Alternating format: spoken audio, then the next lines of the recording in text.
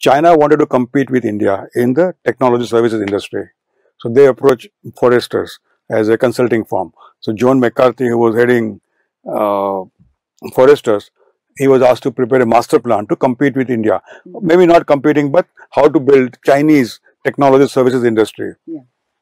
And John told them, you cannot do it until you build Nascom equivalent association in China. Wow. Can you imagine that? The power of our association. Yes. Now that's a network, I would say, Nascom effect or Maverick effect.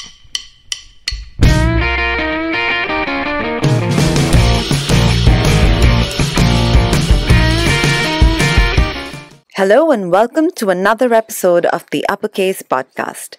I'm your host Anjana, and every week I get top performers to tell you about the strategies that have served them well at work and in their personal lives.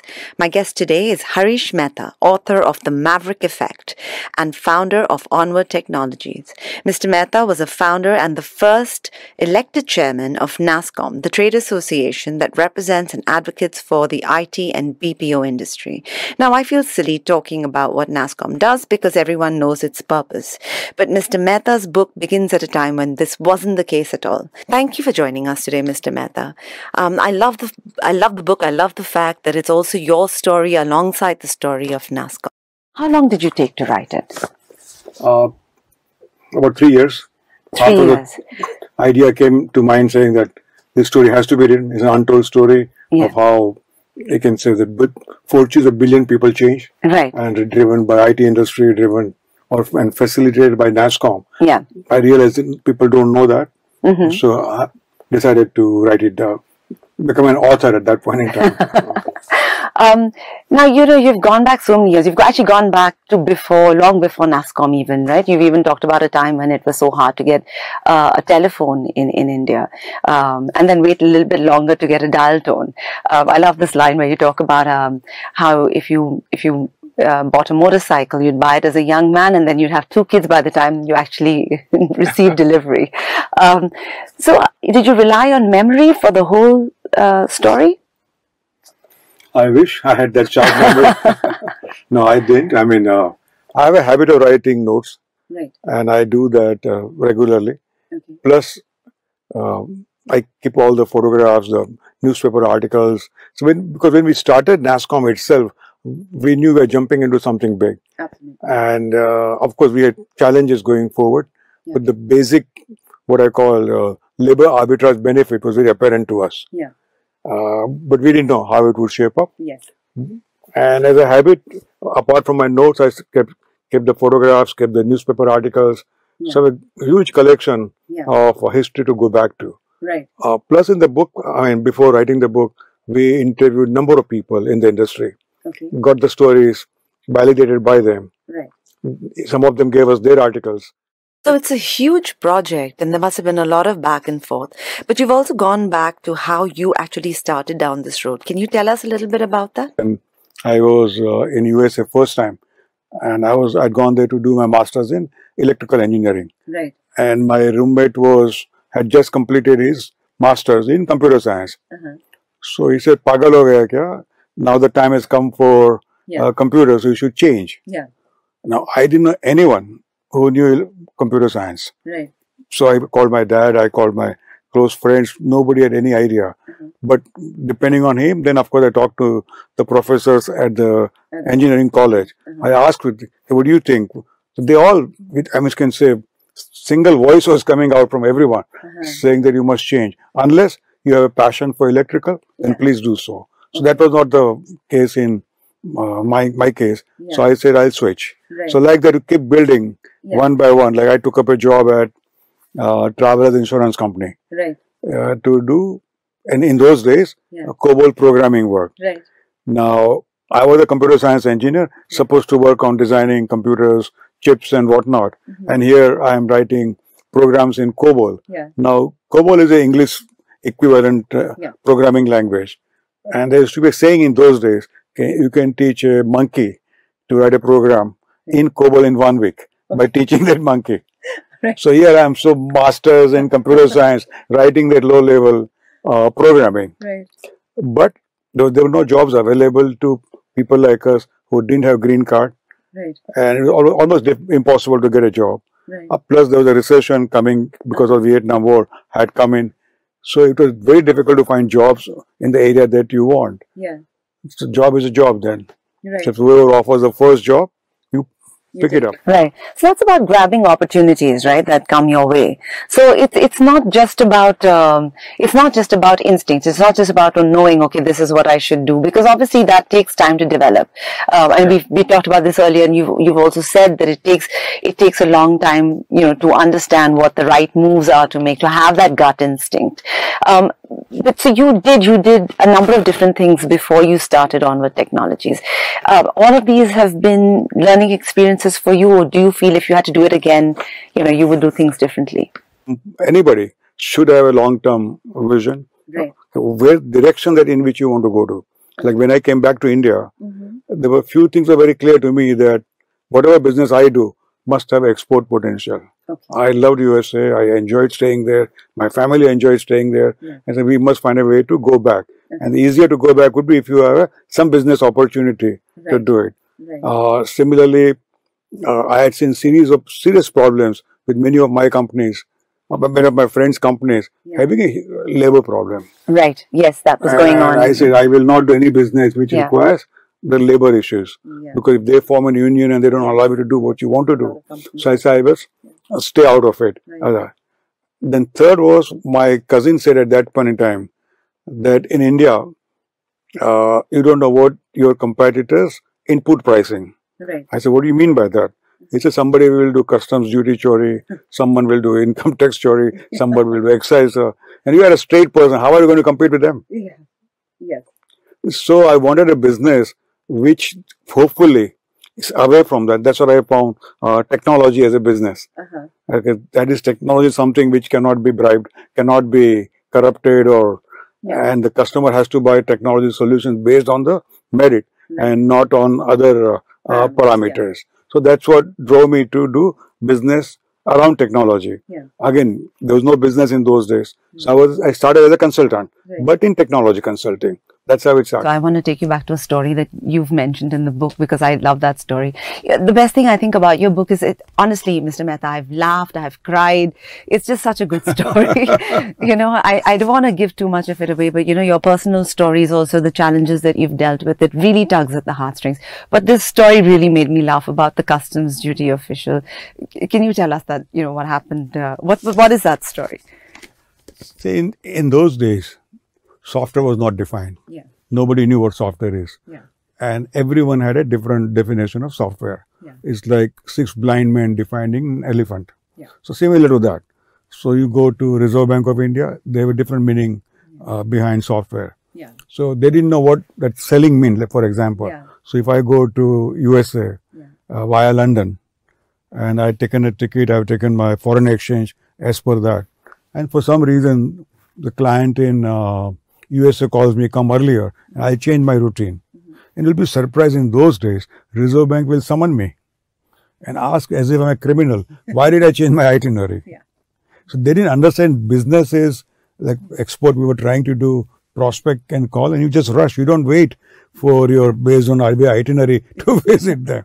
So that's the starting point. Yeah. They didn't understand what software business is. If you look at once we got into the business, and so what I was doing when I was in USA as a database manager sitting in a cubicle, I realized I can do the same thing sitting in a cubicle in India. The 15 times cost differential between the two. Sure. And there's a shortage of professionals in USA. Yeah. So it's a good demand. Right. So that's how I entered the software services business. Right. And when we entered and we got a project to do the work, and I can tell enough stories about that also, but then we got the project to do the software development work. Yeah. We did the work and we were exporting it. Right. So the customs officer asked, what are you exporting? Yeah. So we said, it's software developed by us. Yeah. Said, give me a sample. Yeah. Now what do you give him? Yeah. 1,000 lines, 1,000 pages of code, print it and give it to him, or what? Right. So maybe we printed 10 pages. Yeah. This kind of, there are 1,000 pages on this floppy. Yeah. So he said, fine. And he took the floppy and as a sample he wanted to keep. So he stapled it on his file. So the entire evidence was lost that. So, I mean, there's just no concept of software as an intangible. In their mind, everything is first physical. Something which you can keep in a cupboard or something you can put on in the table or whatever.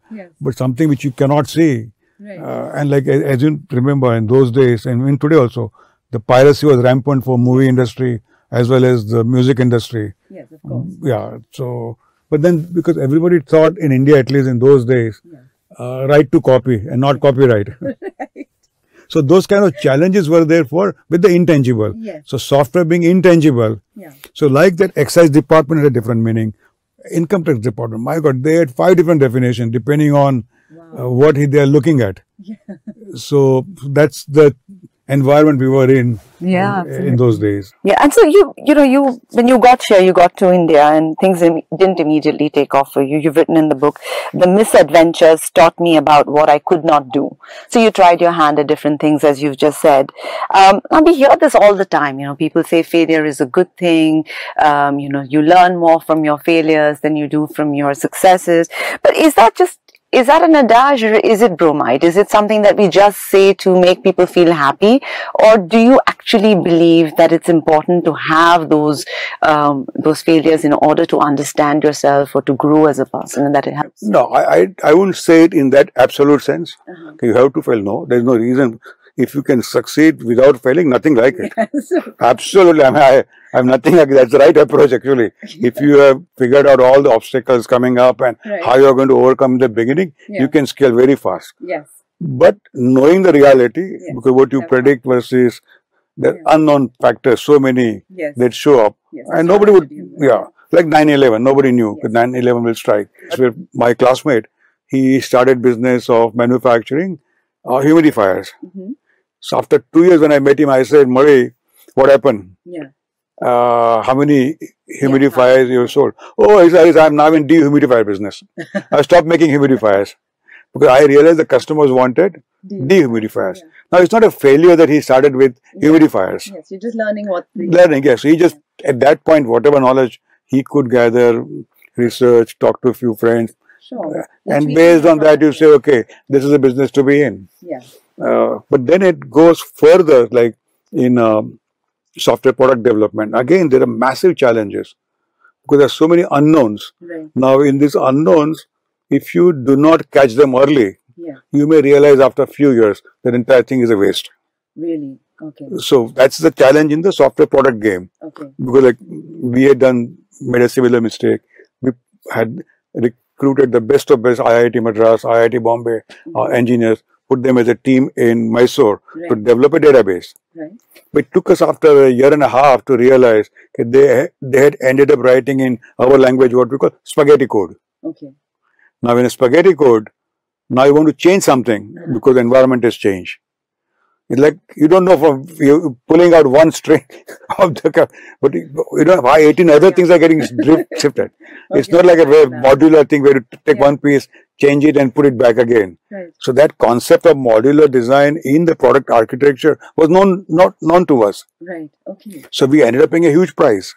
But if we had known this, and if suppose there was a way to test it and say, hey, this is not the right way of doing it, and you failing early and testing it, by learning that sort of test code very early, not after you've done it, we would have caught the error a long time back and say, hey, let us switch over to a different way of product development. So fail early for an ambitious project is absolutely critical. Like Google, I believe they're given reward or award for when they take moonshots, which are really world-changing, but they want to fail early to make sure that when they launch it, it is clean. So, Mr. Mehta, you've talked about your father, and you described him as a very learned man. You said he was a walking encyclopedia, but his business didn't take off, and that surprised you. There's a lot of people who have this experience. I mean, they are well informed. But somehow it doesn't translate into business success. But you have a theory about why this happens. See, I've written a couple of chapters in the book, a couple of paragraphs in the book explaining a businessman is not a crook, a businessman is not a fraud person, the government must trust. The failure can occur for many reasons. So one of them could be just regulations. Like in my father's case, it was the regulations. Government decided to nationalize all the export of movie business. So now what do? Then you become a sort of a supplier to government who internally export. So that is then there is producer may directly give sell the movie to government. So regulation is one such parameter which you and I can't. So there are things outside your control That's right. that can also play a role. But as for example, in Nascom, we realized. So we said we must proactively consult government and train them, educate them, carry them with us, so that they don't take suddenly some decision based on what they have heard, which can hurt many people. Like it happened, for example, by the Reserve Bank.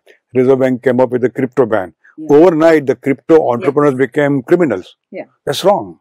But somebody should have talked to the RBI before. Maybe they wouldn't have taken such a drastic step. So there could be many such reasons by which your business may not succeed. So I wouldn't say it is the individual failure. As a matter of fact, in our business, especially in the investing in the startups, we invest in the entrepreneurs who have failed.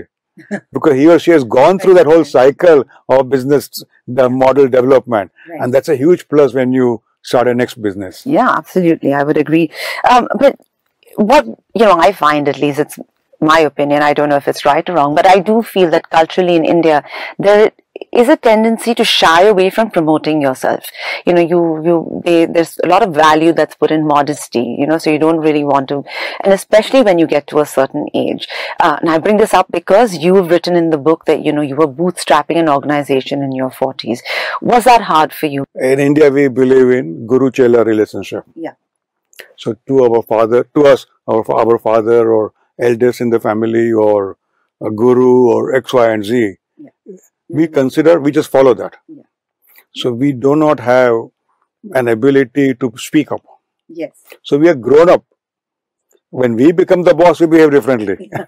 But till that point, you remain substantially, because you say something and that boss says no, you feel sad, humiliated. I have taken after so much of effort this particular decision just because he is the boss, he or she, without even listening to my argument or after listening also says, no, that's not the right thing to do. So culturally we have been made partly.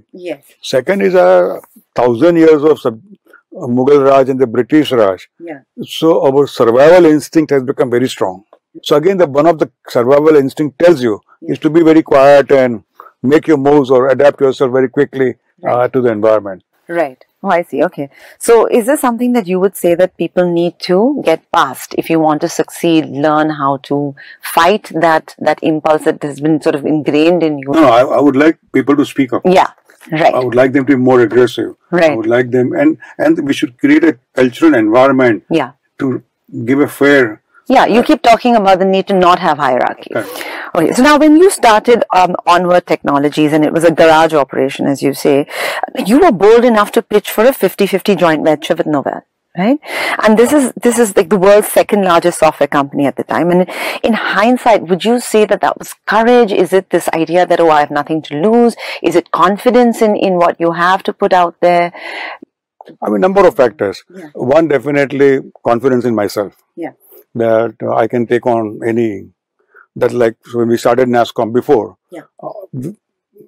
whether it was Dr. Kohli or Dr. Seshagiri or Dr. Mehta or Azim or all the senior industrialists, but they didn't disturb me. Even they were not in the favor of Nascom coming up. So that's their opinion, I have a different opinion, as simple as that. You got a lot of pushback then, Nascom. Massive, everybody. Anybody who was in the hardware business in that time, they all are together saying Nascom should not be formed. Now, and they had their own reasons, their logic is fine. And I've had our own reasons and logic. But it didn't deter me. I would say deter me to not to continue with the process of forming Nascom. So when the Novell opportunity, no, by the way, it didn't come to me. I mean, it was not driven by me. Novell themselves wanted a joint venture partner in India. So they had gone around. They appointed a consultant in UK who came and he visited 4 or 5 companies in India and said one of them will be our joint venture partner. That's why we pitched in. Ours was a garage operation, even at that time. Onward, it was just.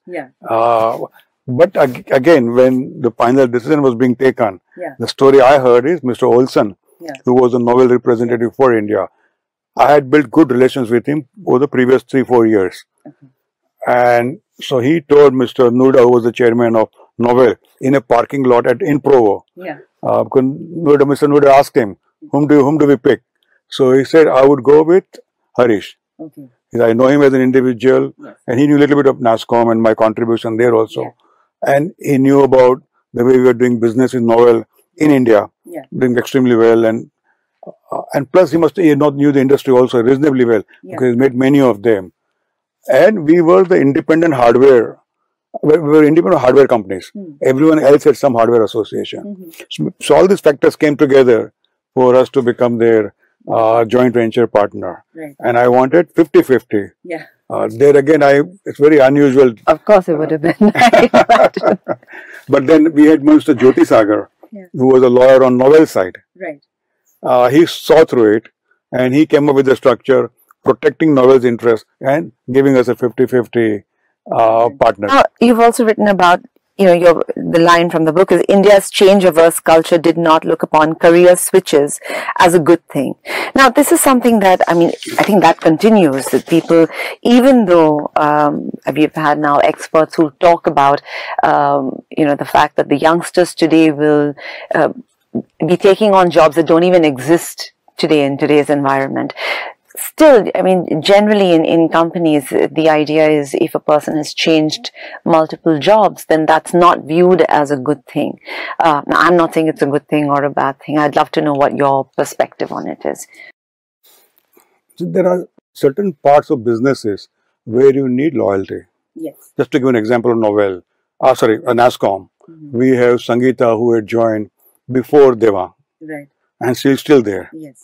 So the values of Nascom, through various stories and various ways, she communicates to every president who comes in, every new chairman who comes in, every council member who comes in. So to maintain that culture of the organization, that loyalty is absolutely critical. If these people quit and the new people come in, it was lost substantial culture. So when you have some of the key people around you who have that sense of ownership. Now, there are businesses where that is not required. Then it doesn't matter. Then it's up to, like, if you take making a movie as a project. Now, when you make a movie as a project, once the project is over, fine. You dismantle and then you restart for the next movie. So that's okay. In that case, you change one from one project to another project. So a lot will depend on that environment and the businesses and the companies who are in that game to decide whether because sometimes when a job is changed, you need such people in certain areas badly. Because they act as a change agent in the company. Again, you came back to India, you had this, I think it said $28,000 salary in those days, and it was a huge amount at that time. And you came back to India. You've obviously given up on this pay hike, and and come back here to see what you can do here. Is there any value? Would you say? Firstly, would you do it again, or would you stay back in the States? If I had the same wife, yes. I came back because of she also wanted to. She was more keen to come back to India and stay with the family. So I also joined in. I said, fine. But today, because of technology, largely the world is a different place, and there's more understanding, and I'd like to believe greater acceptance of different cultures. So it's a lot easier. You've written about it in the book as well. You say Krishnamurti doesn't have to be Chris today. There's actually value in being Krishnamurti. It's seen as an advantage, to have that, to have somebody on the board with that ethnic background. So would you say for the new crop of Indian youth that maybe they should try their hand in the States, or whether they should stay back? What would be your advice? I would always recommend them to take an experience outside. Culturally also you... Oh no, there is a huge value add by working in a different country, different culture, and learning, and you just absorb and imbibe. Like simple thing like every time today also when I land in Mumbai airport during the day, and I see the Asalfa village below me. I say, where am I going? Which country I am in? When will this change? So there is a challenge. But then hopefully it does inspire me to do something to bring in that change. When you go to New York, or I mean, you get a very different feeling. The cleanliness, what hit me very hard was the equality. Right. In our work, and the book also, I mean, in India, there is so much hierarchy and all that you are not able to. Today also, we are very celebrity conscious. For example, it's all in USA. It is minimum. So except the top, let's say the CEO, everybody else stands in a queue for a coffee. To me, that was most appealing. Saying, "Oh my God, look at the culture of this country." So it's a learning experience that you would recommend for everybody else. Absolutely. Now you also have talked about in the book that when you decided to take charge of your father's company, one of the first things was that you rented an office because your wife said that, you need to sort of get to work by 9:30 or leave home at 9:30 a.m. I don't know if you still follow this, but is routine important to you at all, or does your day vary now? No. I mean, routine is, definitely very important. No question on that part. Still discipline? But at the same time, I will not get married to the routine either. Okay. In a sense that... You're not inflexible. Yeah, it should be flexible enough to, based on the environment that you are in. Yeah. But routine does help you to focus. Yeah. Routine does help you to concentrate. Human body is like that. For example, how do you build muscles? Yes. Unless you practice, you're not going to do it. Right. So it's a very simple rule in that sense. So routine does help you to focus and concentrate and do a better job. Now, you also had, like I said, with your father, you had all these cultural influences that you grew up with, right? You had Kavi Pradeep, who was friendly with your father, the philosopher J. Krishnamurti as well. Did this shape your thought process at all, these influences at your father's table? To some extent, yes. Some orientation. But I wouldn't say that's the only... there are so many more such influencers. It's like a melting pot today. Yeah. Hundreds of those things.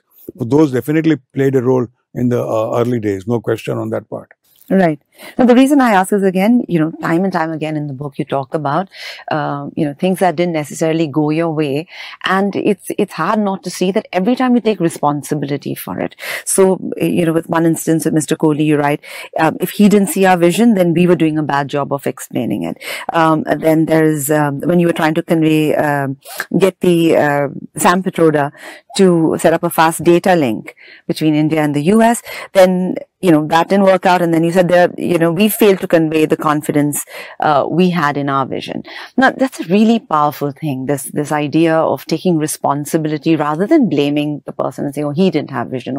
I'll give you another one example that when I started Onward, we needed funding. And that time there was some crisis in the country. So government had stopped giving bank credit to anybody as such. Okay. So I approached Bank of Baroda chairman, Dr. Shah. Okay. And I said, I need 65 lakhs of credit facility. So he said, okay, done. And you go to my Pune office, meet Mr. Nayak, and he'll do the needful. 5 minutes. He had not even seen the proposal. So we were very excited, happy, went back, we got the business started. And I met Dr. Shah after 5 years. I said, do you remember that case, my case where I had come? He said, yeah. I said, why did you agree in 5 minutes? He said, I knew your work at Nascom. And I knew your character, and I know that my money will not go wrong. I trusted you and gave you the facility.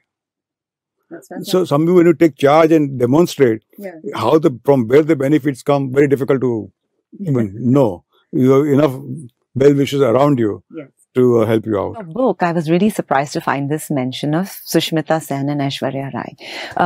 Simply because, it's a book about the technology industry, and here you've got, and, you've given credit and justifiably so to both of these ladies who were so eloquent, and it drew the world's attention our way, right? So, would you say then that presentation is important? Not only presentation along with the performance, along with the way you communicate. Oh, yeah, absolutely. So all these factors have to come together, not just one parameter. So like, we were low cost as a labor arbitrage. But we came up with a one-liner saying, come for the cost, stay for quality, scale and talent. Now we've added innovation. Now that is the theme under which we are promoting India. Now come for the cost, argument's sake. That was easy. But quality, how do you define? So at that time we looked at a number of Indian products who were in the business, and we didn't find a single manufactured product made in India where we can say we will reach this quality. And so we struggled. So we had nothing to really compare with. So one day when we came to know about Miss India, Miss World, they said, oh, we are world beauty. So why not we compare have a fashion show at Nascom conference where we can just relate as a world class. We can have something to talk about. And then not to look frivolous and whatnot. We came up with the theme Vasudhaiva Kutumbakam. It's a win-win situation because we knew that every country where we were operating in, they were concerned about losing jobs to us. So we wanted to tell them that we as a country have never attacked anyone. We as a country, we have this philosophy of world as one family. So we believe in that. Idea is again to reposition India in our best way. We had no money, we had no resources to position India brand and to change the minds of. But we started small with our own customers and prospects, and let's see how it builds up. And that's really interesting. Like your book, it's not just about building Nascom. I think there's so many valuable lessons for anybody there who wants to build any large organization, who wants to grow their business, because so many of the things that you all did were like these fantastic ideas. So and how do we position India in the eyes of others? So we started by saying the first 5 slides were prepared by us. And that every company would use those 5 slides, where we talked about the strengths of India, strengths of Indian IT industry, the future potential of, let's say, doing business in India. India is a huge market. So like that, we gave those 5 slides to every Indian ambassador globally. We gave it to 10,000 engineers who are working on this project. So like that, we started building our brand. That idea. Reinforcing. And the biggest frugal idea which we had was when Mr. Vittal came in as a Department of Electronics secretary, he told us first thing that, and we had this 16 pages in our hand with 100 regulations strangulating us. So he said, give me top three, I'll work on it. And then we can meet again. So we told Mr. Vittal, no, what we would like you to do is, you please agree that anytime you make any change where the word software appears, you will consult us. He first thought about it, only consult you, not accept. We said, yes, you just consult us. Then also few bureaucrats argued, who is this private sector? Why should we ask them? Why should we even talk to them? But he said, but they are saying your sovereign right of coming up with the policy is not being disturbed. They're just saying talk to them. So what's wrong in it? But that simple solution allowed us to make so many changes in the government, you wouldn't believe. And you have talked about some of them. You have talked about, now, again, going back to this whole topic of, the fashion shows, you have talked about, the time that Devang Mehta wrote The Elephant, and they brought the elephant to stomp down on these pirated CDs to make that statement against piracy. You've talked about also this Steve Jobs sending the DEC this coffin with the words DEC inside.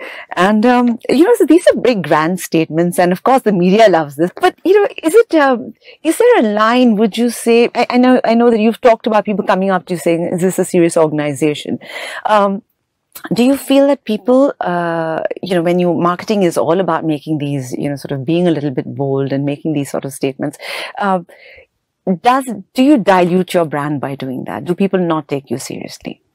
I think it strengthens the other way around. Like, that's great for us in the content. Take the telecom industry taking birth. 10 years before that, we had come up with the slogan, Roti Kapda Makan and 3 megabits of bandwidth. And the telecom minister asked us, bandwidth kya cheez hai? Can you believe that? Yes. So we started from there. Right. Then we found Sami Kapoor. We realized if we have him as a celebrity, we'll attract. And like when we went to Delhi, all the bureaucrats came to listen to him, just to see him. Forget about listen to him. And when he talked about bringing in internet to India, they all listen. He's a very bright man, Shami Kapoor, but nobody really knows. Even today, I think if you open his Wikipedia page, there's no mention of all of this, in the background, his involvement with the IT industry, which I really think, somebody should put those. Nilaben knows full story. His wife. Yeah, she was very helpful to us. And after he was, a couple of years, he was with us. Yeah, of course. Now, the central message of the book is obviously about this power of the collective and everybody coming together behind this great cause. You've talked about, Infosys and Mr. Narayanmurthy actually inviting competitors across to their campus to train them. Which, firstly, it is a maverick move. It's exactly sort of befitting of the title of your book, but also a power move, right, Mr. Mehta? Imagine telling your competitors, come over, we'll train you. We're that unafraid of you. So do you see people in this generation coming together, the startup founders unifying, similarly the way that y'all did, with this greater good in mind? Do you see that happening at all? You talked about Murthy's story. Yes. But I'll do another story, which the startup entrepreneurs should understand. China wanted to compete with India in the technology services industry. So they approached Foresters as a consulting firm. So John McCarthy, who was heading Foresters, he was asked to prepare a master plan to compete with India. Maybe not competing, but how to build Chinese technology services industry. Yeah. And John told them, you cannot do it until you build Nascom equivalent association in China. Yeah. Can you imagine that? The power of our association. Yes. Now that's a network, I would say, Nascom effect or Maverick effect. Yeah. So it's not only Murthy, it is Murthy's and Chandra's, all CEOs together working. Yeah. And he explained to them, I have not seen anywhere in the world, IBM, Accenture, TCS, Wipro, all these different companies sitting across the table, looking India first, single voice, no personal agenda, and driving the policies. Right. So if the startups understand that model, okay, if you come together and you have nobody to compete with you in the world as such. It's very interesting was the story of Satyam as well, where you've talked about the fact that, people didn't come out to sort of poach their clients, but in fact, the whole idea was to save the perception of the industry. So, come together to actually salvage what y'all can. I think that was really very interesting. So Satyam's story is nowhere in the world. Yeah. You will find that competitors come together and save a company. Yeah. To them, it's a golden, probably going back to marketing teaching. That also has to change. Because in marketing, they teach you to kill your competition. That shouldn't be the way of teaching. Yeah. But that's the way it has been taught for the last so many years. Yeah. So hopefully it will change when they read Satyam type of story. Yeah. Now, last question for you. So, at the end of one chapter, you pose the question, can Nascom survive the impending chaos? Now, when you all started, obviously, there were 35 companies. Now, there are 2,800 operating in IT and BPM products and services, which is, a huge umbrella. Devjani Ghosh, who's the current president, has in one interview herself said it feels like she's running 6 Nascoms. Do you feel that the body has lost its focus? Other way around.